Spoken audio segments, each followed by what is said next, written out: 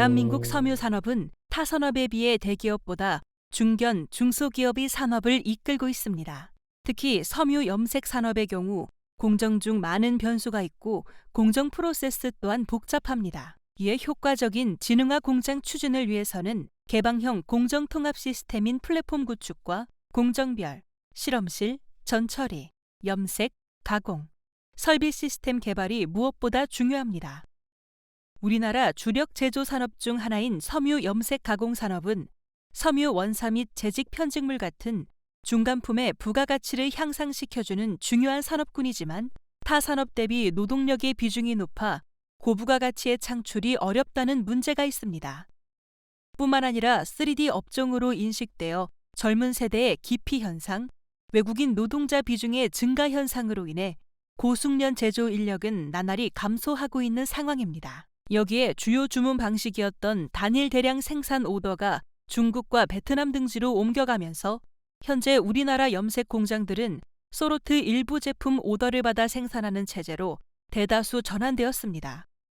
이러한 문제들로 인해 국내 염색 산업의 유통 및 생산 공정은 다품종 소로트에 최적화된 생산 체제인 유연 생산 방식으로 변화가 필요하게 되었으며 시대의 변화와 요구에 따라 염색 지능화 공장의 도입과 확산은 국내 섬유 기업이 국제 무대에서 경쟁력을 가지고 수익성과 효율을 높일 수 있는 가장 중요하고 유일한 해결책으로 주목받고 있습니다.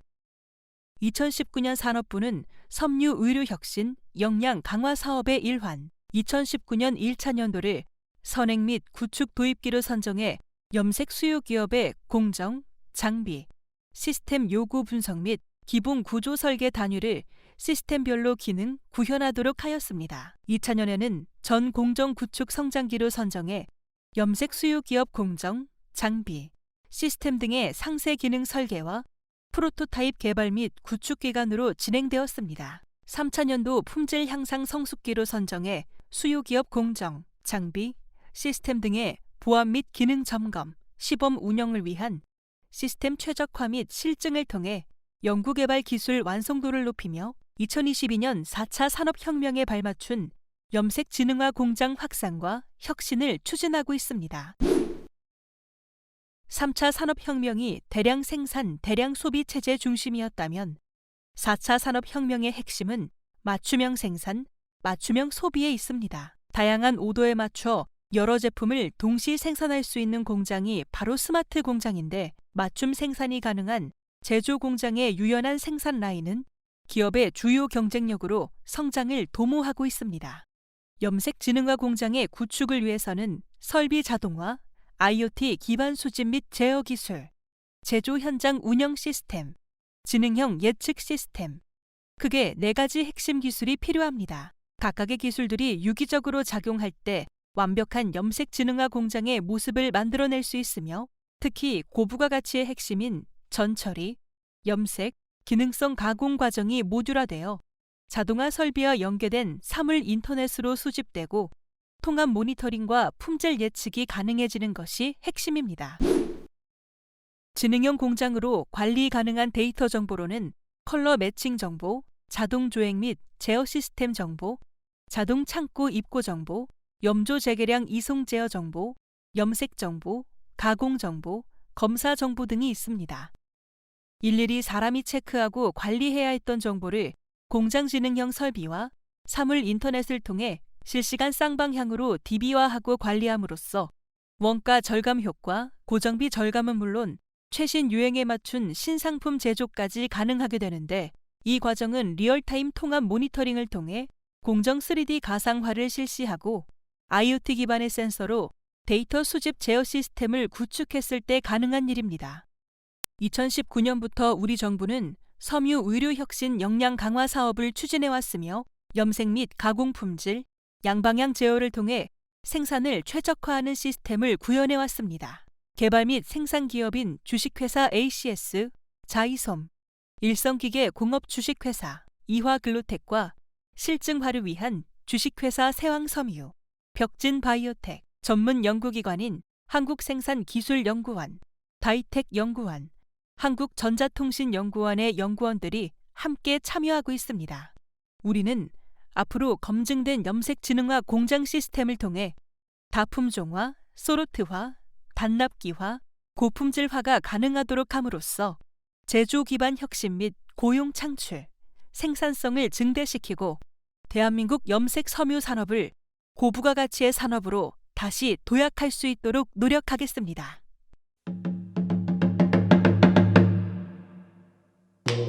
저는 벽진바이오텍 공장장 김성국입니다. 저희 벽진바이오텍은 섬유 후가공을 하는 기업으로서 대한민국에서는 가장 선두적인 후가공 기업이 아닌가 이렇게 생각하고요.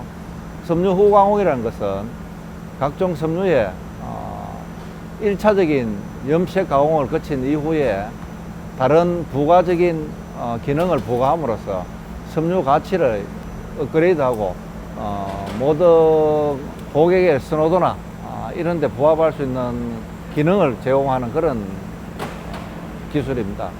형상 기역 가공을 하는 메모리 원단에 그 후가공을 하는 것하고 또 면 선염 같은 체크류, 난방지 같은 이런 섬유 후가공 같은 거, 그리고 면, 텐실 이런 천연 소재의 효소 가공을 해서 터치라든지 재단 그 봉제 이후에 형태 변형이 일어나지 않게 하는 그런 가공들을 하고, 또 항균 가공이나 향취 가공, 소치 가공이라든지 이런 쪽의 가공들을 많이 하고 있습니다. 아웃도어 같은데 이럴 때나 잠바라든지 이런 때 많이 사용했죠. 수년간. 북유럽 쪽이나 이쪽으로 많이 갔죠. 그게 뭐 러시아나 아니면은 터키나 이쪽에 오다들 하면은 그쪽에 수량들이 많고, 가까운 중국에서도 어차피 생산을 잘 못하죠. 그리고 이제 중국에서도 많이 따라오긴 따라왔지만은 동남아시아 쪽에 이제 개발도상국들이 자꾸 따라오고 있잖아요. 그 비슷하게 왔다는 거죠, 지금 상황이. 그러니까 저희들이 앞장서서 또 가야 되는데 저희들 못 가고 답보가 있으면 이게 문제가 좀 되는 거죠. 정체가 있으면은 뒤지는 거잖아요, 요즘은. 오다량이 한 가지가 수량은 적고 기능성은 원하고 이러면은 다품종 소로들 해갖고 적게 생산하면은 그 사람들도 이제 그게 생산력이 떨어지니까 그런 것은 이제 저희들이 어차피 좀 비싸도 한국에서밖에 할 수 없죠.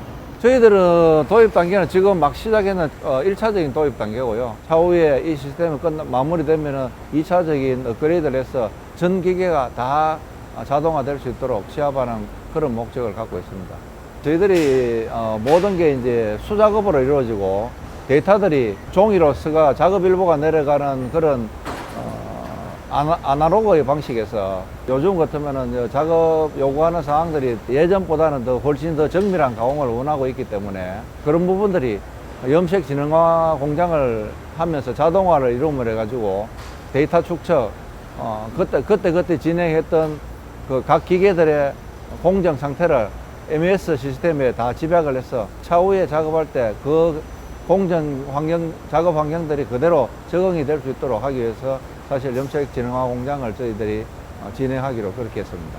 이제 현장에서 기계가 돌아가는데 뭐 이 기계가 예를 들어 갖고 작업을 이거 하는데 속도가 얼마나 하고 온도가 얼마나 되고 이제 그 조건들이 다 있는데 그런 것들이 어떻게 했는지는 사실 수기로 기록해 놓지만은 그걸 찾기 위해서는 뭐 작년, 재작년 했는 거 자료들을 작업 일부라 하니 그렇게 오래 보관할 수도 없고 보통 한 1년 정도 보관하지만 폐기하는 경우도 많고 이렇기 때문에 저희들은 거기서 이제 1차 단계로 각 기계별로 전부 다 그거를 설치해서 MS로 자료를 이제 백업시켜서 이제 축적을 하는 그 과정이 있고, 리피드 오다가 오면 옛날 걸 자료를 찾아서 적용을 하려면은 그 과정에 또 찾고 다시 적용하고 이런 시간이 걸리는데, 자동화 시스템이 되면 오다 넘버를 적용하고 그래서 바로 그 옛날 환경이 바로 뜨게 되니까 현장에서 일일이 기계 설정을 하는 것도 그때 작업했던 기록들이 기계에 세팅이 됨으로 해서 생산 노수가 많이 줄게 되는 그런 효과가 있죠. 저를 비롯해서 지금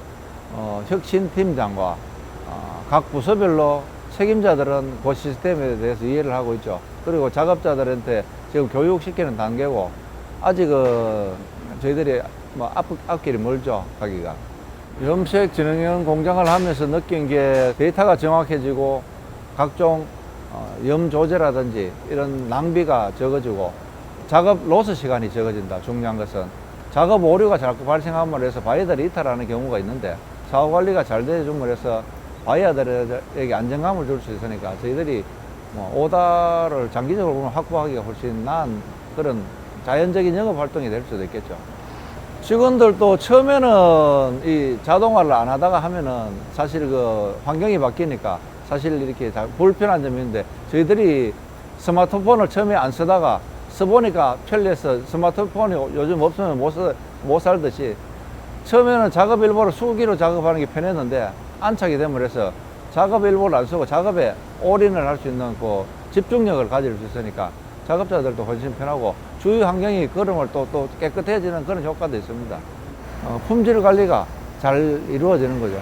품질이 잘 나오면은 가만히 있어도 사람이 찾아오게 되는 것이고, 그런 면에서 자동화는 꼭 도입할 필요성이 있는 그런 시스템이죠. 섬유업계가 제일 문제가 사실 젊은 사람이 없다. 이게 제일 문제거든요. 현장직으로만 얘기해 보면 이렇게 아마도 평균 연령이 한 60대 가까이가 되지 않겠느냐. 섬유가 발전을 하고 있지 못하는 원인 중에 제일 큰 이유가 그거거든요. 세대 교체가 되지 않으니까. 기술 발전이라 하는 것은 설비도 중요하지만은 세대 교체가 자꾸 이루어짐으로 해갖고 사고방식의 전환이 일어나야 되는데, 사고방식이 정체되어 있으면 이게 기술 발전에 한계점이 있는 거거든요. 아마도 스마트화가 자꾸 되고 이렇게 되면은 젊은 층에서도 선호할 수 있는 그런 게 돼야 되고, 섬유는 평생 산업이잖아요. 어차피 옷은 사람들이 평생 입고 사는 거니까 좀 더 나은 방향으로 발전될 수 있도록 이렇게 국가나 기업이나 다 서로 신경을 써야 되겠죠. 제조업이 사실 좀 잘 발전이 돼야지 우리나라가 발전할 수 있는 기반이 되는 그런 사업이기 때문에 저희들 제조업체에 많은 좀 젊은 사람이 와서 세대 교체가 일어나서 좀 섬유 시장을 좀 세계화로 좀 앞장서는 그런 계기가 되었으면 좋겠습니다.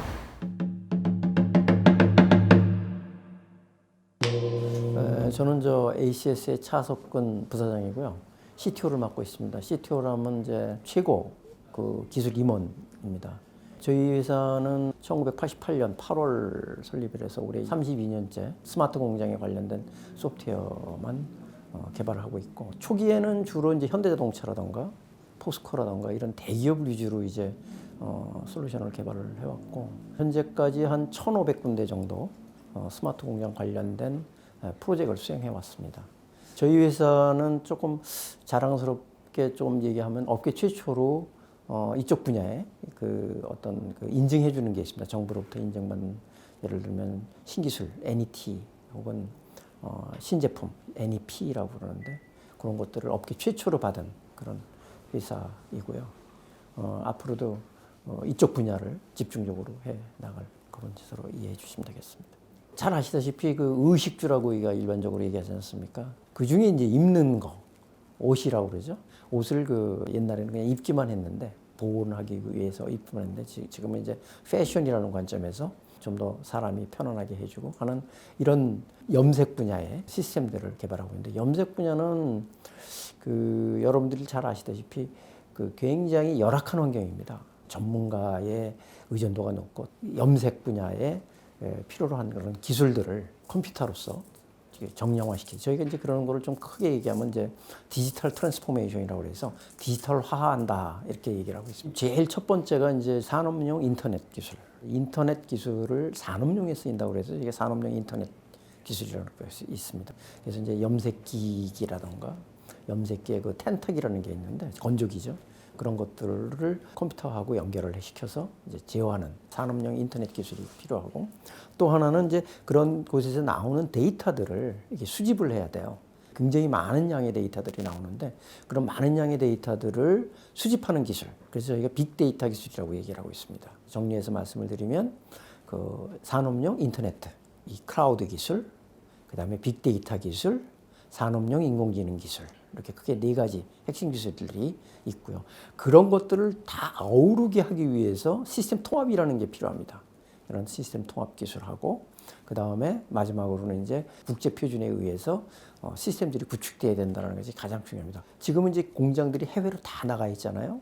그리고 국내도 있고, 국내도 원격으로 있고, 특히 이제 코로나19로 해서 이제 비대면 시대다 보니까 이 원격으로 뭔가 이렇게 관리를 하고 원격으로 이렇게 처리돼야 되는 요구 사항들이 점점 좀 증대되고 있습니다. 대면 시대에서 비대면 시대로 이제 옮겨가고 있는 그런 환경인데, 해외에 있는 공장들이 제일 예를 들어서 베트남 같은 데는 출장 가기 굉장히 힘들지 않습니까? 공장이 다 외곽지대에 떨어져 있고, 그런데 이제 가지 않고 여기서 이제 그 공장의 상태들을 똑같은 환경에서 이렇게 휴대폰이라던가 혹은 그 요새 이제 구글이라고 그래서 이런 안경들 같은 거 쓰는데 그런 데서 이제 그런 내용들을 보고 활동을 할 수가 있죠. 그런 것들을 다 어우르게 하기 위해서 시스템 통합이라는 게 필요합니다. 마지막으로는 이제 그러한 것들이 표준에 의해서, 국제 표준에 의해서 시스템들이 구축돼야 된다는 것이 가장 중요합니다. 왜냐하면 표준이 안 맞으면 여기에 썼던 걸 여기 못 쓰고 서로들 대화도 할 수 없는 그런 상태가 되지 않겠습니까? 그런 것을 하기 위해서는 모든 것을 중앙에서 이렇게 데이터를 관리를 해야 됩니다. 그런 걸 우리가 클라우드 기술이라고 그러는데 거기에 플러스 지능화라는 것은 결국은 뭐냐 하면 그런 데이터들이 수집되고 관리되고 처리된 것을 활용하는 기술입니다. 그럼 그 활용한다라는 것은 결국은 요새 얘기하는 지능화, 산업용 AI 혹은 산업용 인공지능. 제가 이제 스마트 공장 표준위원인데 새롭게 만드는 표준에 대해서 특히 중소기업이라던가 일반 기업에다가 하고 또 저희는 그것을 글로벌하게 좀 더 리더십을 지고 하는 이런 표준으로 만드는 그런 부분들도 있다 이렇게 볼 수가 있습니다. 가장 큰 문제가 장애물이 사람이고 또 사람이 또 그걸 잘 써야 리버러지 효과, 그러니까 상승 효과가 있고 이렇게 볼 수가 있습니다. 그러니까 자기 손에 익숙한 거 혹은 자기 환경에 익숙한 거에 대해서 많은 부분들을 이제 그 편해하죠.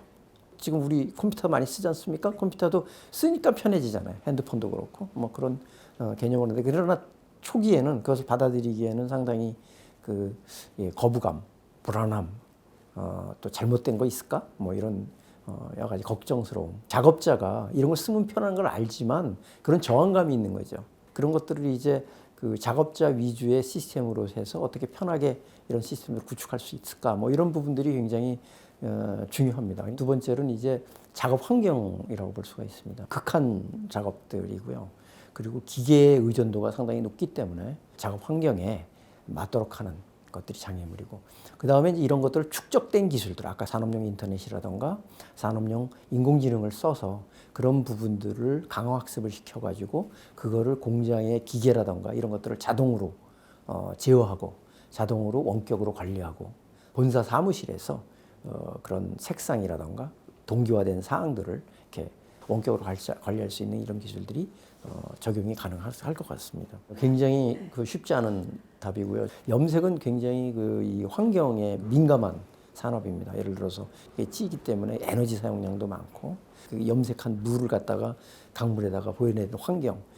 근데 그런 것들을 정부에서 얘기하는 그린 매니팩처링에 앞으로 10년, 20년 뒤에 나올 그런 것들에 대응할 수 있는 이런 부분이라고 생각을 합니다. 그래서 아마 저희가 이런 산업들을 계속 준비하고 발전을 하면 향후 5년, 10년, 15년 뒤에도 계속 아무튼 사람이 옷은 입고 다니기 때문에 그런 분야로 발전을 할 수 있을 거라고 생각을 하고 있습니다. 지금 저희가 아마 이게 연구과제로 진행을 하고 있습니다.